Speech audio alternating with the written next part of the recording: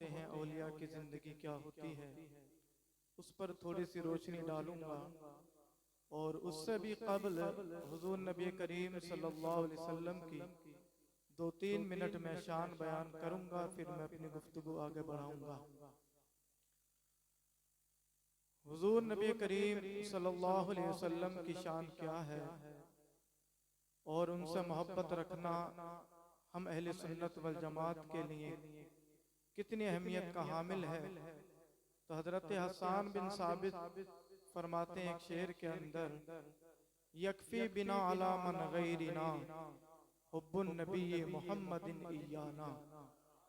और इस शेर की अगर मैं वजाहत करूं तो इसका मतलब ये है कि सुन्नी जन्नती मुसलमानों, नबी के दीवानों, सुबह क़यामत तक मुसलमानों के लिए हजरत हसन ने ये क्या है खुशखबरी दी है कि ए लोगों, तुम दुनिया में जब तक रहो ऊंची बिल्डिंगां देखकर कभी अफसोस मत करना। तुम गरीब हो तो ऊंचे महल्लात आलिशान गाड़ियां देखकर कभी अफसोस और हसरत का इजहार मत करना। तुम फकत ये देख लेना कि हमारे दिलों में नबी की मोहब्बत है, इससे बड़ी दौलत हमारे पास किसी के पास नहीं। यकफी बिना अला मन गैरिना हुब्बुन नबी मुहम्मदिन याना। दूसरे लोगों पर हमारे लिए यही फजीलत काफी है कि हम हुजूर से मोहब्बत करते हैं। ये हजरत हसन का शेर है।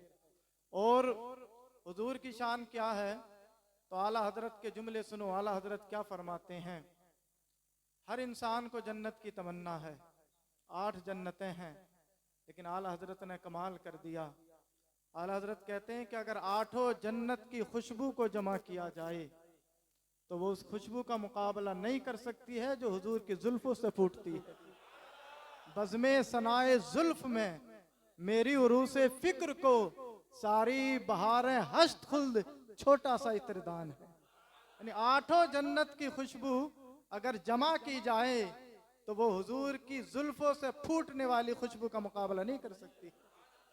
और अल्लामा इकबाल ने क्या बात कही, अल्लामा इकबाल कहते हैं कम तर अजाने जे औकात शबद। हुजूर की शान क्या है, अजल से लेकर अब तक का जो जमाना है वो हुजूर की जिंदगी के 1 सेकंड का मुकाबला नहीं कर सकता।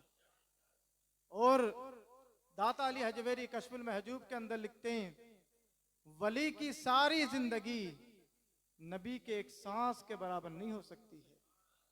ये हुजूर की शान है, वली की सारी जिंदगी नबी के एक सांस के बराबर नहीं हो सकती है। और अल्लामा इकबाल ने एक शेर में क्या समझाया, अल्लामा इकबाल कहते हैं कि तूर पहाड़ वो है कि जिसकी कसम कुरान खाता है, वह तूरी वह किताब मस्तूर। और तूर पहाड़ इसलिए मुअज़्ज़ज़ व मुक़द्दस बना कि वहां पर रब की तजल्ली गिरी, इसलिए कुरान उस तूर पहाड़ की कसम खाता है। लेकिन अल्लामा इकबाल कहते हैं तूर पहाड़ की अपनी शान अलग है, लेकिन तूर पहाड़ इतनी शान रखने के बाद भी नबी के उस घर के गर्दो गुबार का मुकाबला नहीं कर सकता है जो नबी के सहन में झाड़ू देते वक्त गर्दो गुबार उड़ता है। तूर मौजे अज गुबारे खानाश काबरा बैतुल हरम का शानाश। सारी दुनिया का काबा तो काबा है, लेकिन काबे का जो काबा है वो नबी का दरवाजा है। ये हुजूर की शान है। और याद रखें कोई भी वली हुजूर से मोहब्बत किए बगैर वली बन ही नहीं सकता है। हाँ, जिसके दिल में जितनी ज्यादा हुजूर की मोहब्बत होगी वो इतने ही कमाल को पहुंचता चला जाएगा। और कुरान कहता है इन औलियाहु इल्लल मुत्तकून, के औलिया नहीं होते हैं मगर परहेजगार लोग। इन औलियाहु इल्लल मुत्तकून, वही शख्स वली बनता है जो तकवे वाला होता है। और एक बात मैं यहाँ पर आपके सामने बयान करूं, हमारे बुजुर्ग उलमा ने लिखा है कि जो शख्स अगर नबी की सुन्नत का अगर तारीख है, एक सुन्नत को भी अगर कोई शख्स छोड़े उसे कभी रब विलायत अता नहीं फरमाता। विलायत के लिए शर्त है कि वो नबी की सुन्नतों का पैरोकार हो। कोई चाहता है कि मुझे विलायत मिले, रब मुझे वली बना दे, तो सबसे पहला जीना यह है कि वो रसूल की सुन्नतों को फॉलो करे। एक भी सुन्नत अगर वो छोड़ता है तो फिर रब तबारक व तआला उसको विलायत अता नहीं फरमाता है।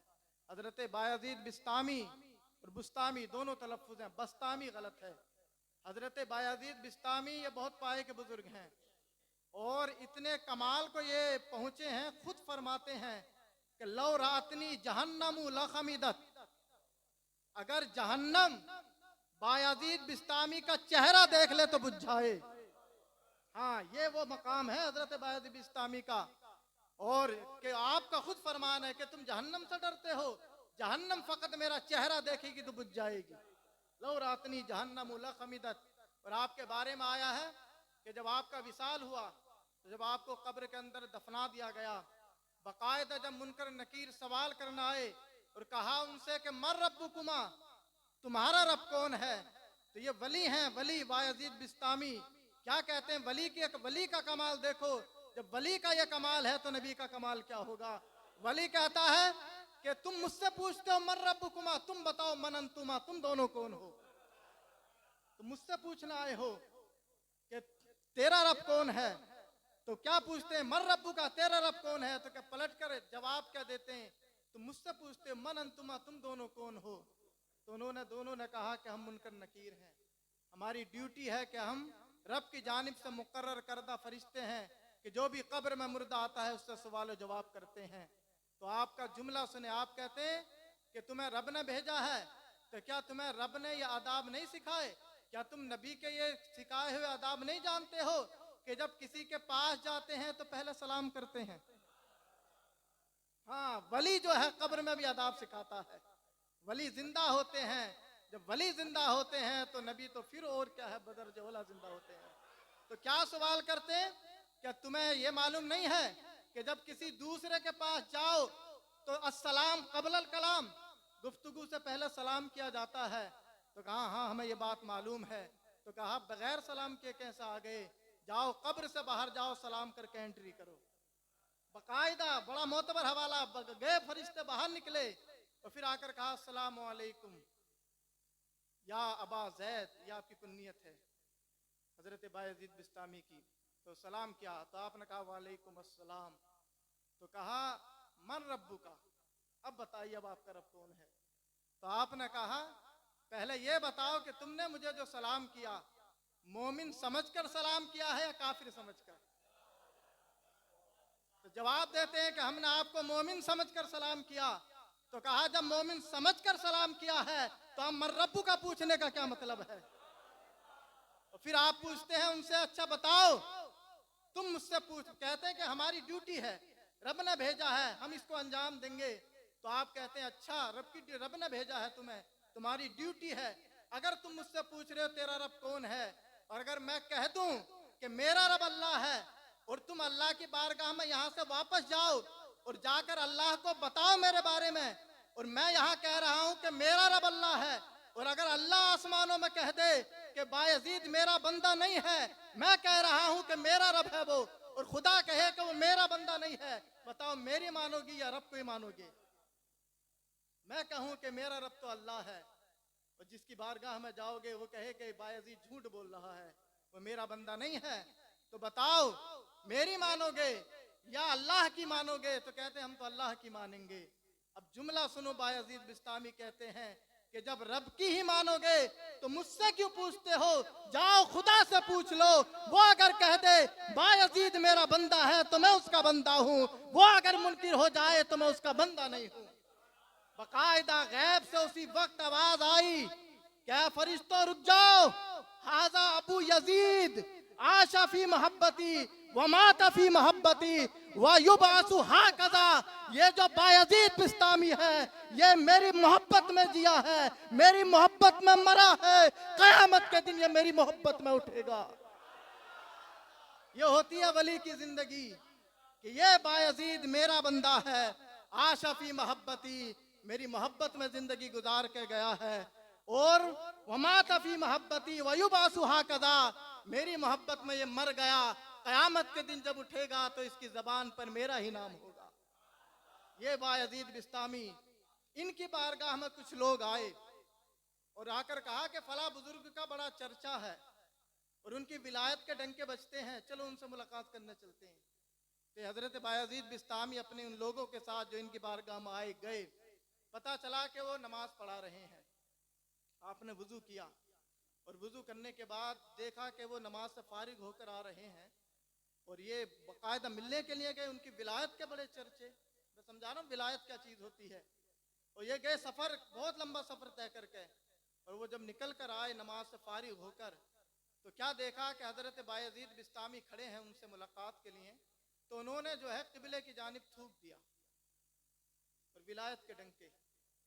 तो हज़रत बायज़ीद बिस्तामी ने कहा अपने तमाम उन साथियों से कि हम इनसे न सलाम करेंगे न इनसे बात करेंगे, और वापस चलो। पूछने लगे कि इनके विलायत के तो डंके बजते हैं, तुम वापस क्यों जाना चाहते हो? तो हज़रत बायज़ीद बिस्तामी कहते हैं कि जो शख्स ज़ाहिरी तौर पर शरीयत का पाबंद ना हो, वो बातिनी तौर पर शरीयत का क्या पाबंद होगा। विलायत के लिए जरूरी है कि वो हुजूर की एक एक हदीस को, एक एक सुन्नत को फॉलो करे। हुजूर ने फरमाया है, हुजूर का फरमान है कि क़िबले की तरफ ना थूका जाए। ये हदीस का जब ये पालन नहीं कर रहे हैं तो ये वली कैसे हो सकते हैं? ये है विलायत। विलायत ऐसा नहीं है कि आज तो देखें हर कोई आपको मार्केट में बाबा बना हुआ नजर आता, वो फला दर्जे का इतना पहुंचा हुआ है जिसके हाथ में 4 अंगूठियां और ज्यादा पहुंचा हुआ है, और ज्यादा अगर तस्बीह गले में हो तो और पहुंचा हुआ है। ये कोई विलायत नहीं है। विलायत के लिए जरूरी है पहले शरीयत, शरीयत का दामन जो थामेगा वो वली बनता है। और जो कहते हैं ना हम तरीकत वाले हैं और हम क्या मार्फत वाले हैं, हकीकत वाले हैं, वो तो बात के जीने हैं। विलायत का जो सबसे पहला जीना है वो शरीयत है। वो शरीयत ही नहीं मान रहा, 4 अंगूठी पहने पड़ा है। अब बताओ जो शरीयत की नहीं मान रहा है वो वली कहां से हो सकता? ये तो नाजायज और हराम है 4 अंगूठी पहनना। यहाँ तो बात ये हो रही है कि अगर कोई सुन्नत को, एक सुन्नत को छोड़ दे तो उसे विलायत अता नहीं होती है, और जो 24 घंटे नाजायज और हराम काम कर रहा है वो कहां से वली हो जाएगा? तो आप अंदाजा लगाएं, ये है विलायत।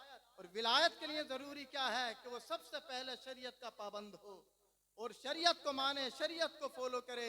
कुरान भी इसी को कहता है, इन औलियाहु इल्लल मुत्तकून, अल्लाह के जो वली होते हैं वो परहेजगार होते हैं। अब आप दुरूद पाक पढ़ें, अल्लाहु रब्बु मुहम्मदिन सल्लल्लाहु अलैहि वसल्लम, नहनु इबादु मुहम्मदिन सल्लल्लाहु अलैहि वसल्लम, सलातम व सलामन अलैका या रसूल अल्लाह सल्लल्लाहु अलैहि वसल्लम।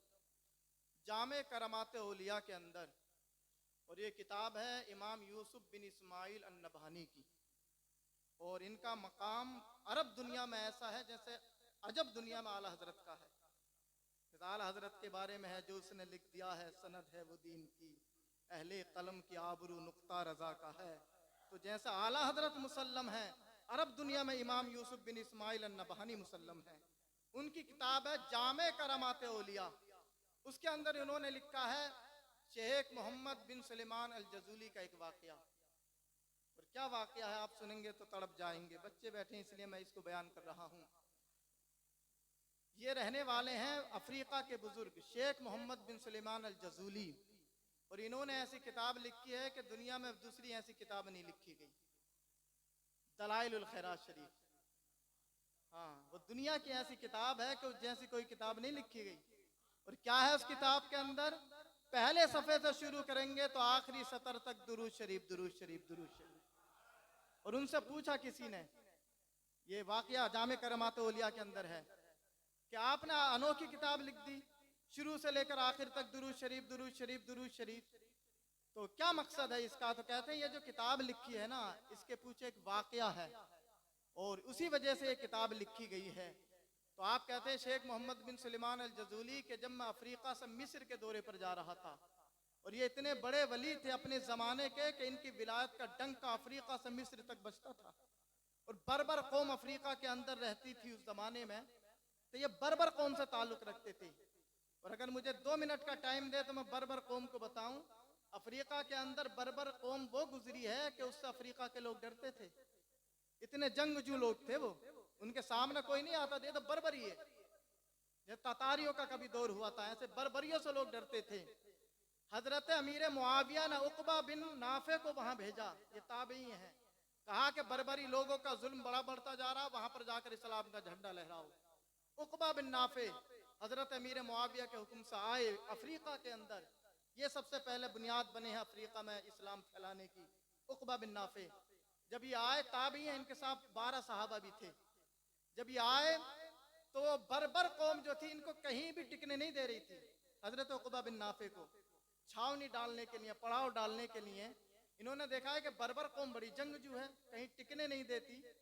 तो वहां पर एक जंगल था जहां बर्बर कौम रहती थी। तो बर्बर कौम से तो सारे लोग डरते थे, लेकिन जो जंगल था उसमें ऐसे खतरनाक दरिंदे थे कि बर्बर कौम उससे डरती थी। सारी दुनिया तो बर्बर कौम से डरती थी, लेकिन बर्बर कौम उस जंगल के दरिंदों से डरती। इतने खूंखार दरिंदे उसके अंदर। हजरत उक़बा बिन नाफे ने देखा कि बर्बरी कौम हमें कहीं भी पड़ाव नहीं डालने देती। तो आपने मशवरा किया सहाबा से, तो मशवरा दिया कि ये जो जंगल है इसी में अपना पड़ाव डाल लिया जाए। तो बर्बरी बड़े खुश कि हमें तो जंग करने की जरूरत भी नहीं पड़ेगी, ये जंगल के जितने खुखार दरिंदे हैं सबको खा जाएंगे। तो आपके जुमले सुनो। हजरत उक़बा बिन नाफे टीले पर चढ़े और टीले पर चढ़कर क्या कहते हैं कि ऐ जंगल के सारे दरिंदों, तुम्हारे पास रात का वक्त है, सुबह तक निकल जाओ, जंगल खाली कर दो, सुबह को जो भी मिलेगा हम उसको जिंदा नहीं छोड़ेंगे। अब ये मुअर्रिख लिखता है उक़बा बिन नाफे के जब ये जुमले जबान से निकले तो रात ही के अंदर उन दरिंदों ने जंगल को खाली करना शुरू कर दिया। हाथी अपने बच्चे को लेकर जा रहा था, शेरनी अपने बच्चे को लेकर निकल रही थी। बर्बर कौम ने देखा कि हमसे तो सारी कौम डरती है, ये कौन सी कौम आई है कि जिससे जंगल के दरिंदे भी डर खौफ खा रहे हैं। उस वक्त 40,000 बर्बर कौम जो है, 40,000 बर्बरी कलमा पढ़कर मुसलमान हो गए। यहाँ उक़बा बिन नाफे इस कौम से ताल्लुक रखते हैं हजरत शेख मोहम्मद बिन सुलेमान अल जज़ूली, बर्बरी हैं आप। जब ये जा रहे थे मिस्र के सफर पर, तो जब आप जा रहे थे मिस्र के सफर पर तो असर का वक्त हो गया। नमाज पढ़ने के लिए आप जब एक गांव के करीब गए तो पहले कुओं से पानी निकाला जाता था। आप उस गांव में गए, असर का वक्त था, नमाज पढ़नी थी, तो कुआं बड़ी मुश्किल से मिला। देखा कि कुएं के अंदर पानी बहुत गहरा है, ना डोल है ना रस्सी है, कैसे वुजू करें। कुएं की जो लोकेशन थी वो इस तरह थी कि कुआं जहां था वहीं से एक दीवार थी, कच्चा मकान था उसी कुएं से सटा हुआ, और उसकी छत पर एक 7 साल की बच्ची खेल रही थी। अब ये कुएं के इर्द गिर्द मंडरा रहे थे कि कैसे पानी निकालूं, ना डोल ना रस्सी। लड़की ऊपर से देख रही थी, 7 साल उसकी उम्र, कि कोई मुसाफिर परेशान है। तो वो पूछती ऊपर से कि क्यों परेशान हो, क्या ढूंढ रहे हो। तो शेख मोहम्मद बिन सुलेमान अल जज़ूली कहते हैं कि बेटी असर की नमाज पढ़नी है, कुएं के अंदर पानी गहरा है, ना डोल है ना रस्सी है, मैं परेशान हूं कि वुजू कैसे करूं। तो वो लड़की 7 साल की छत पर से क्या पूछती है, मनंता आप कौन है। कहा ना मोहम्मद बिन सुलेमान अल जज़ूली।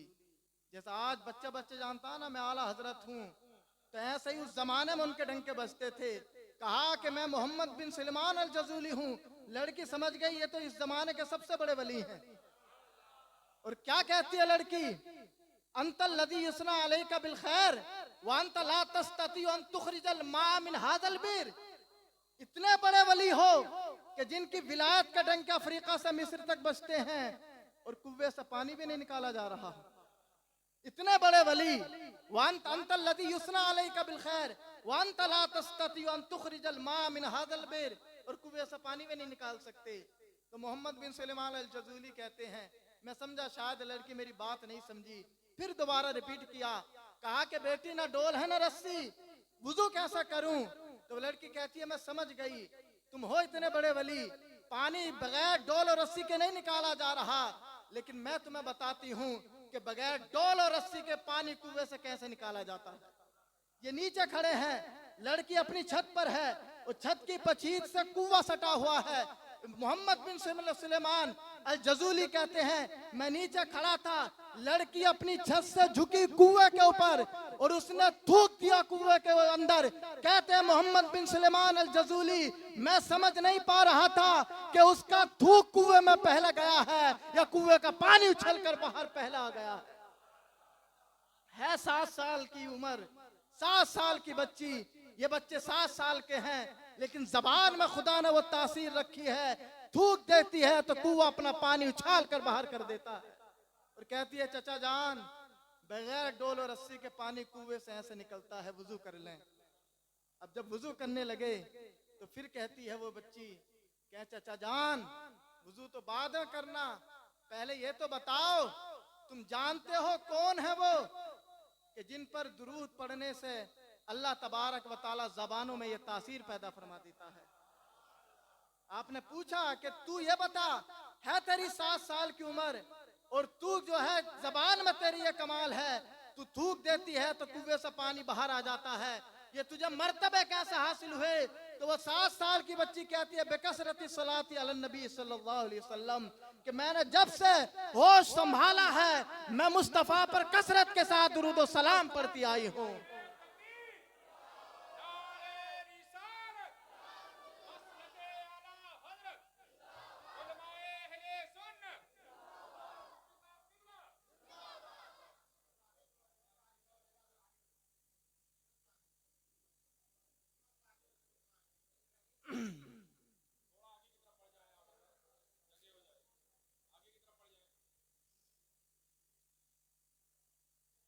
दुरूद पाक पढ़ें। अल्लाहु रब्बु मुहम्मदिन सल्लल्लाहु अलैहि वसल्लम नहनु इबादु मुहम्मदिन सल्लल्लाहु अलैहि वसल्लम सलातुम व सलामन अलैका या रसूल अल्लाह।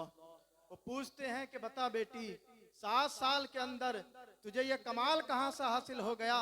तो वो लड़की कहती है बेकसरती सलाती अलन नबी सल्लल्लाहु अलैहि वसल्लम, जब से होश संभाला है मैंने मुस्तफा पर कसरत के साथ दुरूद व सलाम पढ़ा है, उसी की बरकत है कि आज मैं थूक देती हूँ तो कुएं से पानी उछलकर बाहर आ जाता है। तो कहती है कि चाचा जान, आप वुजू करने, आपका वक्त निकला जा रहा है। जब वुजू करने जाते हैं तो फिर लड़की पीछे से कहती है, ए चाचा जान, वुजू तो करने जा रहे हो, जरा बताओ तो सही कौन है वो जिन पर दुरूद व सलाम पढ़ने से अल्लाह बंदों को ये मर्तबे अता फरमाता है? तो वो कहते हैं नीचे से, कहें बेटी जानता जरूर हूं मैं, लेकिन आज पता चला है कि मुझसे ज्यादा तो तू पहचानती है उन्हें। तू ही बता अपनी जबान से, जिन पर दुरूद व सलाम पढ़ती है कौन है वो, उनकी शान क्या है? तो लड़की कहती है सुनो चचा जान, जिन पर दुरूद व सलाम पढ़ने से अल्लाह बचपन ही में ये मर्तबे अता फरमा देता है, उनकी शान ये है, इदा मशाफिल बर्रिल अकफर ताल्लक़तिल वहूशु बिअज़यालिही, वो अगर जंगलों से गुजर जाते हैं तो जंगल के दरिंदे भी अपने झाड़ियों को छोड़कर उनके दामन रहमत में आकर मचलने लग जाते हैं। उनकी शान ये है। तो फिर वो कहते हैं मैंने वुजू की, असर की नमाज पढ़ी, 1 साल तक हदीसों की तफसीरों की किताबों को छान डाला और दुरूद शरीफ लिखते गए। जहां भी दुरूद शरीफ आया 1 साल तक लिखा, और जब रजिस्टर तैयार हो गया तो फिर पहुंच गए उसी गांव में और कहा कि बेटी उसी दरवाजे पर कि जो तू दुरूद शरीफ पढ़ती आई है बचपन से, जरा ये रजिस्टर तो देख, क्या वो दुरूद शरीफ इस रजिस्टर में मौजूद है? लड़की ने देखा, वर्क पलटती गई, जब पूरा चेक कर लिया कहा जो दुरूद शरीफ मैं पढ़ती आई हूँ बचपन से वो इसमें मौजूद नहीं है। 1 साल मेहनत की और हदीसों की तफसीरों की किताबों को छान डाला, वापस आ गए। फिर दूसरा साल लगाया, फिर दुरूद शरीफ जहां मिला हदीसों की तफसीरों की किताबों में, फिर नोट किया 1 साल तक। दूसरे साल फिर गए उसी दरवाजे पर, कहा बेटी अब बता जो दुरूद शरीफ तू पढ़ती है वो इसके अंदर मौजूद है? लड़की वर्क पलटती गई, पलटती गई, पलटती गई, आखिर के औराक को जब देखा कहा हाँ जो दुरूद शरीफ मैं पढ़ती हूँ वो इसके अंदर मौजूद है। कौन सा दुरूद शरीफ है सुनेंगे? अल्लाहुम्मा सल्ली अला सय्यदिना व मौलाना मुहम्मदिन सलातन दाइमतन मकबूलतन तुअद्दी बिहा अन्ना हक़्क़हुल अज़ीम। इसी तरह से जो इन्होंने हदीसें छान कर जो दुरूद शरीफ जमा किया है, यही दलाइलुल खैरात बन गई। तो दुरूद पाक पढ़ने में गुफ्तगू को आगे बढ़ाऊं। अल्लाहु रब्बु मुहम्मदिन सल्लल्लाहु अलैहि वसल्लम नहनु इबादु मुहम्मदिन सल्लल्लाहु अलैहि वसल्लम सलातम व सलामन अलैका या रसूल अल्लाह सल्लल्लाहु अलैहि वसल्लम। तो जिन बुजुर्ग का हमें आज तज़किरा करना है उनका नाम है सैयद अली मीरा दातार रहमतुल्लाहि ताला अलैह। अगर इनके मैं नाम की अगर तशरीह करूं, सैयद अली मीरा दातार, तो कम से कम 40 मिनट चाहिए। कोई इसमें मुबालगा नहीं है कि सैयद के क्या माने होते हैं, अली की क्या बात है, अली के क्या माने होते हैं, दातार किसे कहते हैं, मीरा का क्या माना होता है। लेकिन इस सब को मैं हज़फ करके मैं आपको बताऊं कि आपकी जो विलादत है वो 29 रमजानुल मुबारक है। जिस दिन चांद रात थी उसी दिन ये चांद तुलू हुआ है। हाँ, जिस दिन दुनिया के लिए चांद तुलू हो रहा था ईद का, इसी तरह से ये भी लोगों की ईद के लिए अपना मुखड़ा दिखा रहे थे।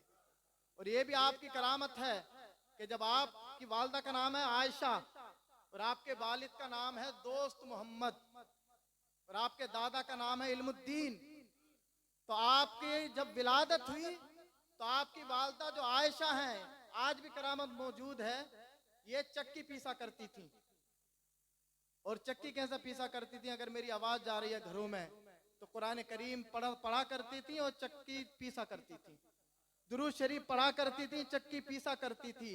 उस जमाने में भी जब ये चक्की चलाया करती थी और कुरान करीम की तिलावत करते करते आटा पीसा करती थी, दुरूद शरीफ का विरद करते करते, तो अल्लाह ने उस मकाम को यानी जहां पर चक्की है उसे भी खैर बरकत वाला बना दिया।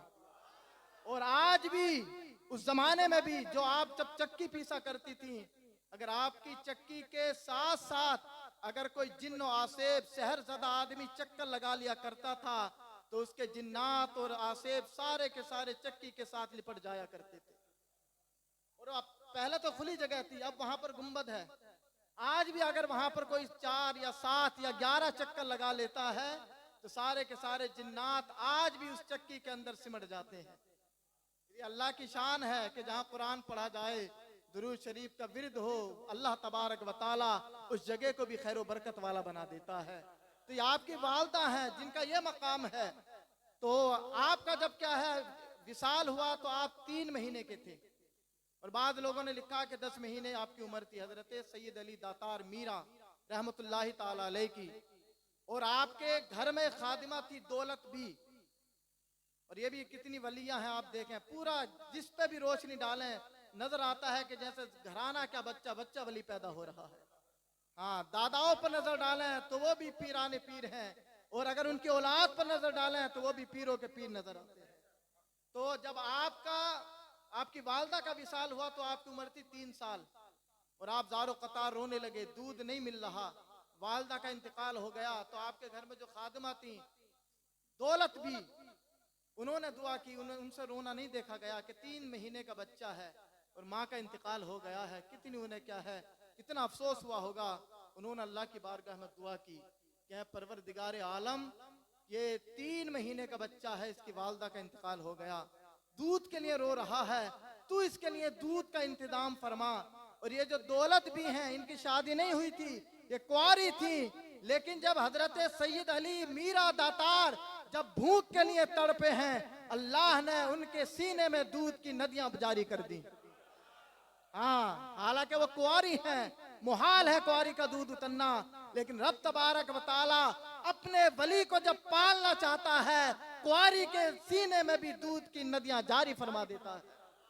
और जब आपने दूध पिलाना शुरू किया है तो हजरत सैयद अली मीरा दातार ने चुप हो गए, आप दूध पीते गए।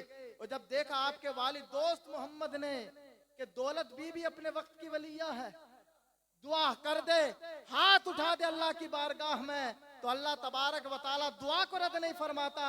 तो इद्दत यानी जब उनकी इद्दत पूरी, जब यानी के दिन गुजर गए उनके, तो यानी इंतकाल को कुछ दिन हो गए, तो आपने फिर हजरत दौलत बी से निकाह फरमाया कुछ दिन के बाद में। और आप समझ गए कि आयशा वो मेरी बीबी भी वलिया थी, दौलत बी जो उनकी खादिमा थी ये भी वलिया है, तो आपने उनसे निकाह किया। इस तरह से आपकी जो रजाई माँ बनी है हजरत सईद अली दातार मीरा रहमतुल्लाह ताला अलैह की, तो ये हजरत दौलत भी हैं जो आपकी ये रजाई माँ हैं। और इस तरह से हजरत सैयद अली मीरा दातार रहमतुल्लाह ताला अलैह परवान चढ़ते रहे, चढ़ते गए, जवानी की जब दहलीज को पहुंचे तो 16 साल भी उम्र लिखी है, बाद लोगों ने 19 साल भी उम्र लिखी है। और ये जमाना था लोधी सल्तनत का, दिल्ली के अंदर मोहम्मद शाह लोधी बादशाह क्या था, विराजमान था, बैठा हुआ था तख्त पर। और गुजरात के अंदर अहमद शाह बादशाह था, उसी के नाम से शायद ये अहमदाबाद मंसूब है, अहमद शाह यहाँ पर बादशाह था। ठीक उसी पीरियड जमाने में मानवगढ़ ये जगह है एमपी के अंदर, मानवगढ़ भी मानवगढ़ दोनों तलफ्फुज़ है, इंग्लिश और इसका प्रोनाउंसिएशन है, मानवगढ़ अब बोला जाता है, लेकिन मानवगढ़ उस जमाने में गुजराती लैंग्वेज में। वहां पर जो था एक मेहंदी नाम का एक राजा था, आज भी वहां पर किला महफूज है, उसका बहुत बड़ा किला था। और इतना बड़ा किला था कि आज भी हिस्ट्री के अंदर मौजूद है कि बड़े बड़े किलों में उसका शुमार होता है। और उसने अपने किले के अंदर 20 फुट का एक बुत बना रखा था। इतना बड़ा जालिम और जाबिर था कि रोजाना एक इंसान को कत्ल कराता, उसके खून से अपने उस बुत को क्या है तिलक लगवाता, और उसी के खून से अपने सर पर क्या है तिलक लगाता। मुसलमान भी परेशान, जो काफिर थे, गैर थे, वो भी उससे परेशान, उसके जुल्म और सितम से। रोजाना एक आदमी की वो वली चढ़ाता। इस तरह से उसके जुल्म और सितम से परेशान होकर एक गैर मुस्लिम जो है दिल्ली चला गया, और दिल्ली सल्तनत में जाकर लोधी बादशाह के सामने कहता कि हमारे एमपी के अंदर, मानवगढ़ के अंदर मेहदी नाम का जो बादशाह है, बड़ा जालिम जाबिर है, अपने बुत के लिए रोज एक इंसान की बलि चढ़ाता है वो। तो लोधी ने वहां पर हुक्मनामा जारी किया कि दिल्ली से तो एमपी दूर है, लेकिन गुजरात से एमपी जो है करीब है, तो वहां पर अहमद शाह जो बादशाह है, उसने उसके नाम हुक्मनामा जारी किया। और हुक्मनामे के अंदर लिखा कि फौरन जो है उस मेहदी से आप जंग करें और उसके जुल्म का खात्मा करें। जब ये हुक्मनामा यहाँ पहुंचे अहमद शाह के बारगाह में, ये अल्लाह के वलियों से मोहब्बत करने वाला था। अहमद शाही के जमाने में हजरत सैयद अली मीरा दातार रहमतुल्लाहि ताला अलैह के वालिद गिरामी अहमदाबाद आ गए थे, और अहमद शाह जो बादशाह था, उसी ने आपको अपनी फौज का सिपह सालार बनाया था।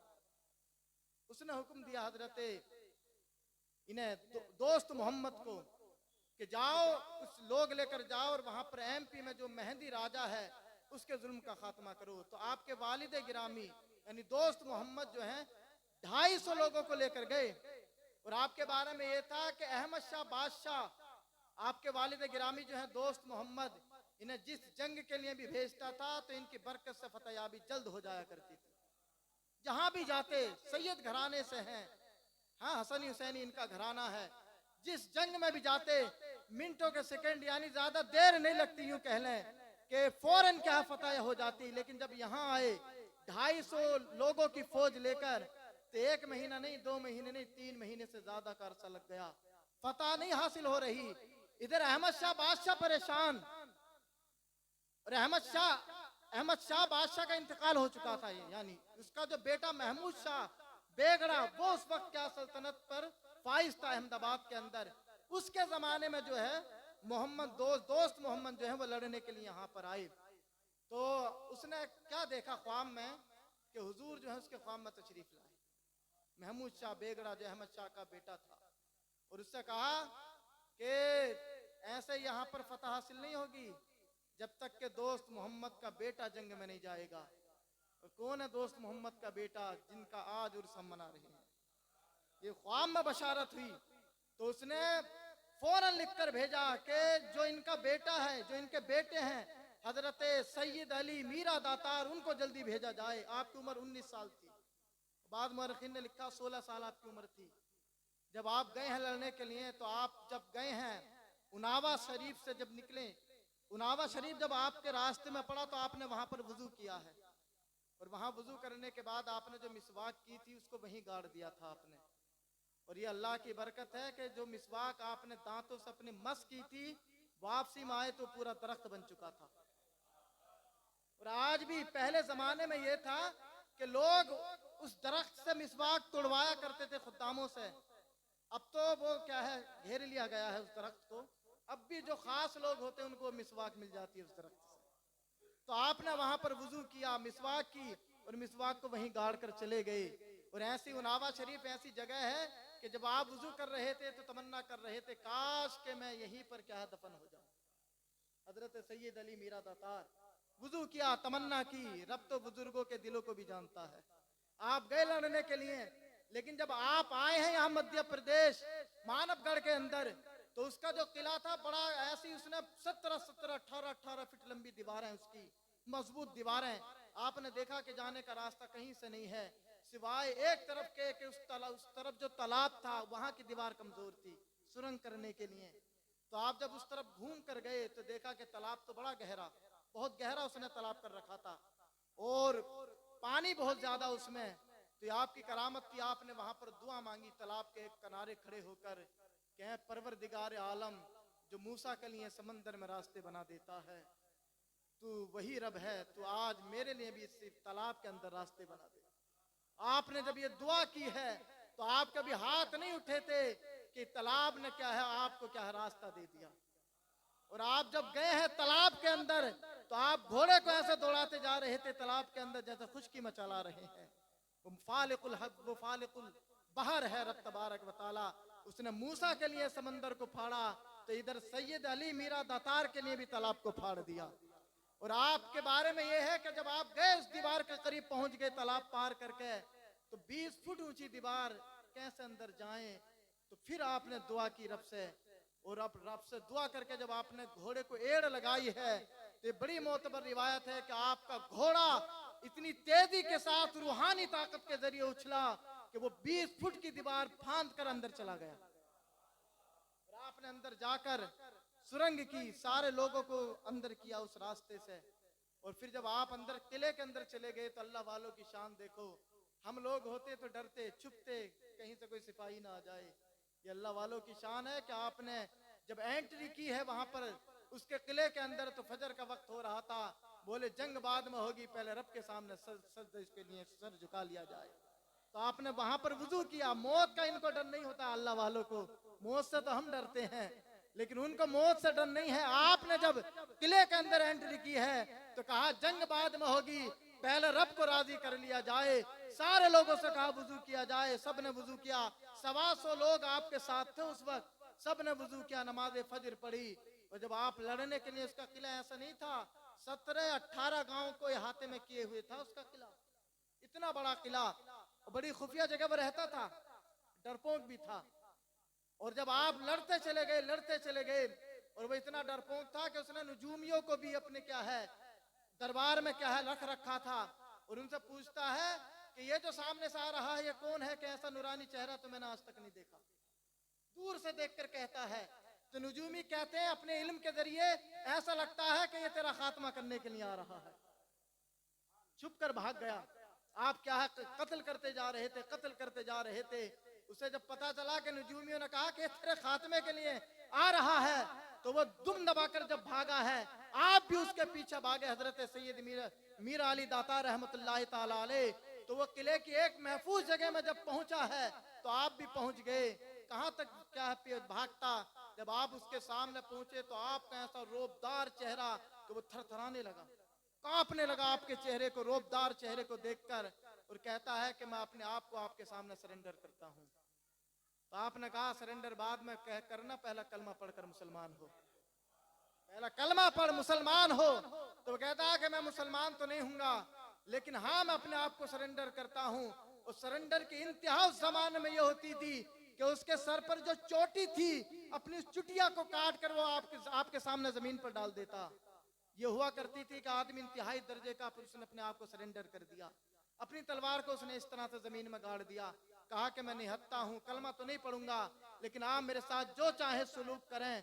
और ये मेरी चोटी है, देखो मैंने आपको वाकई आपके सामने मैंने क्या अपने आप को सरेंडर कर दिया है। तो आप बड़ा चालाक था वो मेहदी जो बादशाह था।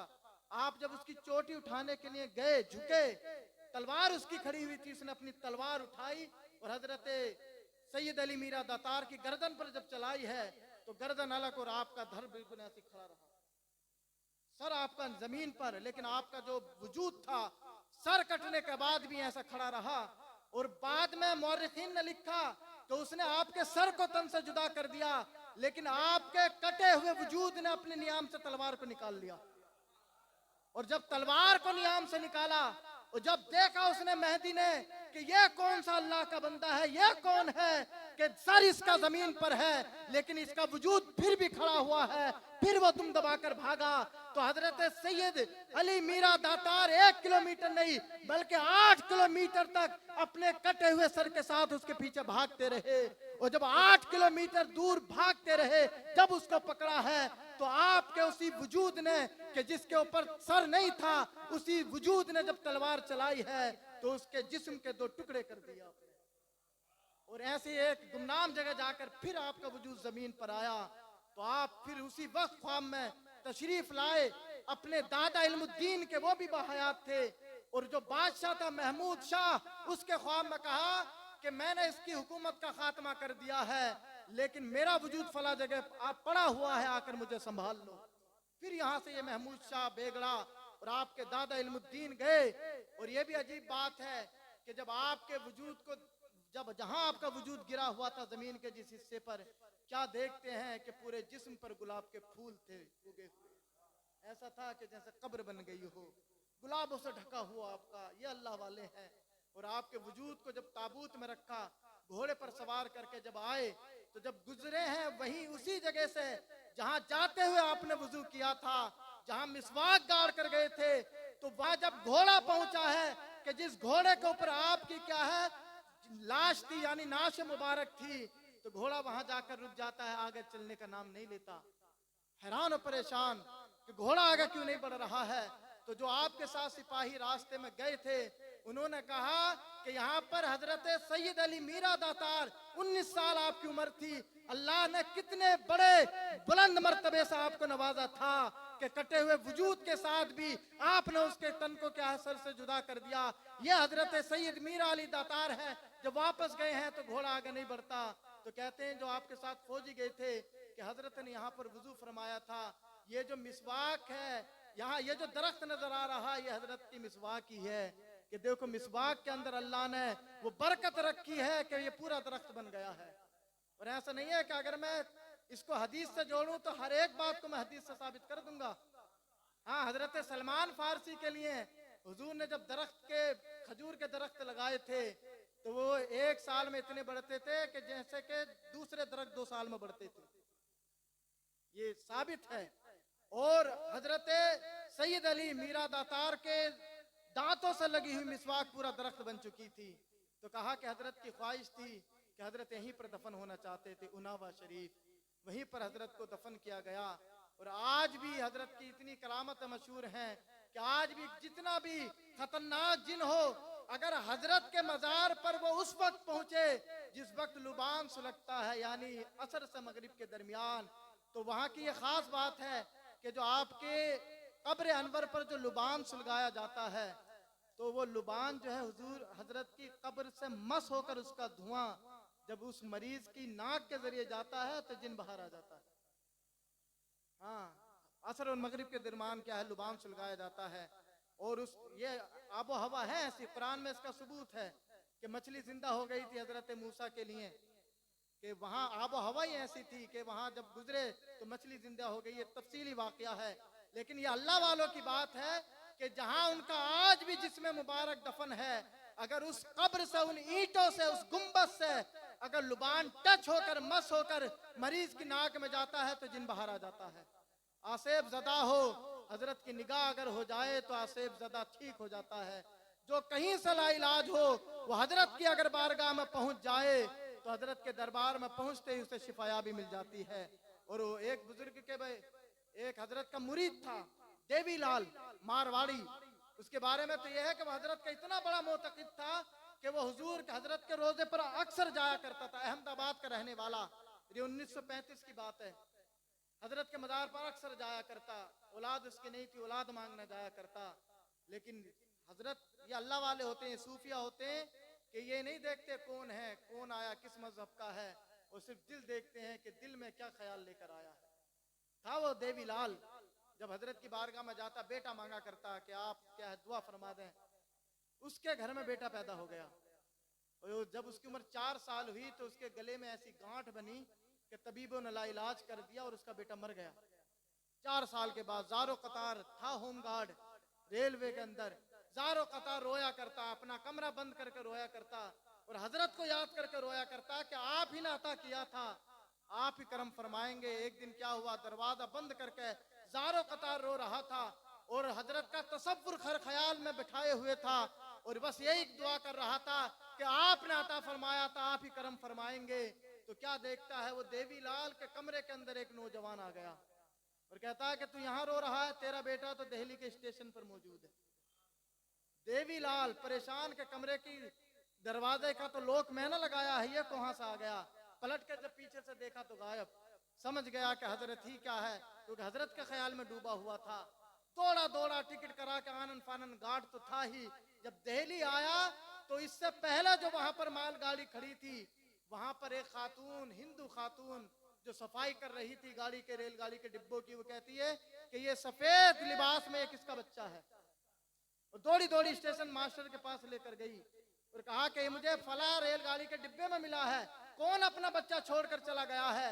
इधर ये अहमदाबाद से पहुंचा, इसने देखा कि स्टेशन मास्टर के कमरे में भीड़ लगी हुई है और लोग कह रहे हैं किसका बच्चा, किसका बच्चा। ये कहता मेरा बच्चा है। क्या कहता है? ये मेरा बच्चा है। तो कहता तेरा बच्चा, तू तो आया अहमदाबाद से, है ये दिल्ली में। तो कहा ये मेरा बच्चा है। कहा अच्छा तेरा बच्चा है, बता निशानी क्या। उसने बताया पीठ पर ये तिल है, इस जगह ये निशान है। उसने अपने बच्चे की जब निशानियां बताई तो स्टेशन मास्टर कहता वाकई तेरा बच्चा है, लेकिन कहता बता आया कहां से है। तो सारी बात उसने बताई, अपनी पूरी हिस्ट्री। तो बकायदा वहां से लोग तहकीक करने के लिए आए कि तूने जहां दफन किया था हम भी तो देखें ये तेरा बेटा जिंदा कैसा हो गया है। वाकई जब लोग वहां से तहकीक करने के लिए आए और जब वो अपने बेटे की कब्र पर गया जहां उसने दफनाया था, तो देखा कब्र खोद कर तो वहां पर कब्र खाली नजर थी। ये है हजरत सैयद अली मीरा दातार। हाँ, इनके वालिद ही हजरत गौसे आदम, वो भी मुर्दों को जिंदा करते हैं। जब बाप मुर्दों को जिंदा करता है तो बेटा भी मुर्दों को जिंदा करता है। और अगर चले जाओ हुजूर के दरबार तक तो हुजूर तो कंकरियों में जान डाल देते हैं, वो बेजानों को मुर्दा कर देते हैं। उन्हीं की नस्ल से, उन्हीं के औलाद से हजरत सैयद मीरा अली दातार हैं। इनके भी अल्लाह ने इनको भी ये ताकत अता फरमाई है कि अगर मुर्दे को इशारा कर दें तो ये भी जिंदा हो जाए। तो अल्लाह तबारक व तआला हम सबको उनके फैजान से माला माल फरमाए। वो देख रहे हैं, उनकी निगाहें देख रही हैं, हम सब दीवाने उनका फैजान लूटने के लिए बैठे हैं। अल्लाह तबारक व तआला हजरत के फैजान से हम सबको माला माल फरमाए। अस्तगफिरुल्लाह रब्बी मिन कुल्ली ज़ंबी व अतूबु इलैहि व मा अलैना इल्लल बलाग। अस्सलामु अलैकुम।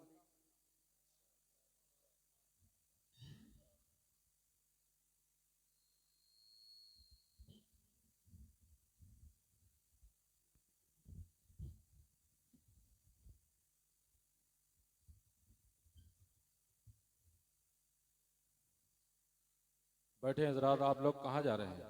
बैठिए, अभी तो मेन तकरीर बाकी है। यारो मत घबराओ कि रात अभी बाकी, यारो मत घबराओ कि रात अभी बाकी है। मेरे नबी की प्यारी प्यारी बात अभी बाकी, और तारों की रात होगी, रहमतों की बरसात होगी। मेरे नबी की प्यारी प्यारी बात होगी। अभी अल्लामा मौसूफ ने बेहतरीन अंदाज में अल्लाह के वली की शान में खिराज अकीदत पेश की। जी तो यही चाह रहा था कि हजरत सुनाते रहे और हम लोग सुनते रहें, लेकिन बड़ी लंबी फहरिस्त है, सबको मौका देना है। तो शायर कहता है दयारे हिंद में सूफी समाज चलता है। कह दे मचल के सुभान अल्लाह, बड़ा मजा आएगा सुनने और सुनाने में। दयारे हिंद में सूफी समाज चलता